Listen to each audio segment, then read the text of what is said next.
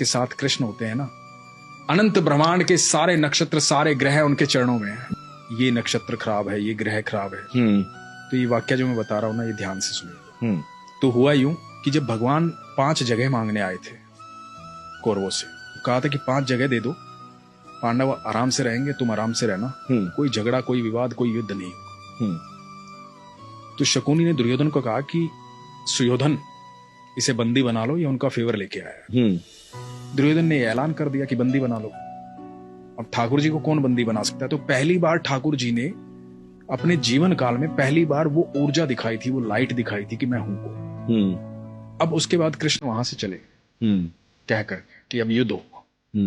और धृतराष्ट्र ने राज ज्योतिषी को बुलाया ये जानने के लिए कि क्या होना चाहिए, क्योंकि उन दिनों एस्ट्रोलॉजी बिल्कुल, और आप सोचिए उस समय कितने प्रखंड पंडित होते हों, प्रखंड बहुत, मतलब बहुत ग्रह नक्षत्रों की दशाएं कैसे बता देते हों। बिल्कुल बिल्कुल। तो राज ज्योतिषी को बुलाया, राज ज्योतिषी से पूछा कि क्या करना चाहिए बताओ। तो राज ज्योतिषी ने कहा कि महाराज, सुयोधन की कुंडली में राजयोग, कोई हरा ही नहीं पाएगा, निश्चित तौर पर विजयी होंगे, निश्चित तौर पर राजा बनेंगे, आप युद्ध करो। और सिर्फ इस बात पर युद्ध का ऐलान, और युद्ध शुरू हुआ।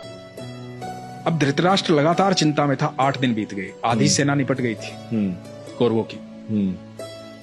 अब ये दिखाई दे रहा था साफ साफ कि कौरव हार जाएंगे, पांडव जीतेंगे। तो फिर से बुलाया गया राज ज्योतिषी को। धृतराष्ट्र बैठे हुए हैं, महात्मा विदुर बैठे हुए हैं, और राज ज्योतिषी को पूछा गया कि भाई ये क्या हो रहा है? तो कह रहा था कि सुयोधन राजा बनेंगे। अब तो 8 दिन बीत गए, आधी से ज्यादा सेना निपट चुकी है हमारी। तो पता है राज ज्योतिषी ने क्या कहा था? कि वहां कोई है जिसने नक्षत्रों की दिशाएं बदल डाली, कोई है जो समय और परिधि से परे है, कोई है वहां। तो विदुर ने कहा था कृष्ण है वहां। ये बहुत कम लोग जानते हैं। हम जब भी मंदिर जाते हैं, भगवान के सामने जाते हैं, तो हम भगवान के सामने नतमस्तक होते हैं। इसके 2 कारण बताता हूं मैं आपको। हम भगवान के सामने नतमस्तक क्यों होते हैं, अपना सर क्यों झुकाते हैं भगवान के चरणों? जब हम भगवान के चरणों में अपना सर झुकाते हैं ना, नतमस्तक हो जाते हैं, तो जितना बोझ हमारे इस मस्तिष्क में होता है ना, जितनी दुविधाएं चल रही होती है, सारी दुविधाएं भगवान के चरणों में गिर जाती हैं और भगवान रोंद देते हैं। और जैसे ही आप नतमस्तक होकर के उठते हैं ना, तो आपको एक अद्भुत सुकून की प्राप्ति होती है। और ये क्रिया आप लगातार करते रहते तो आपके जीवन में दुख नहीं आता, क्योंकि आप भगवान के सानिध्य में रहते हैं। क्योंकि दुख की एक खासियत होती है, दुख बड़ा भोला भाला होता है।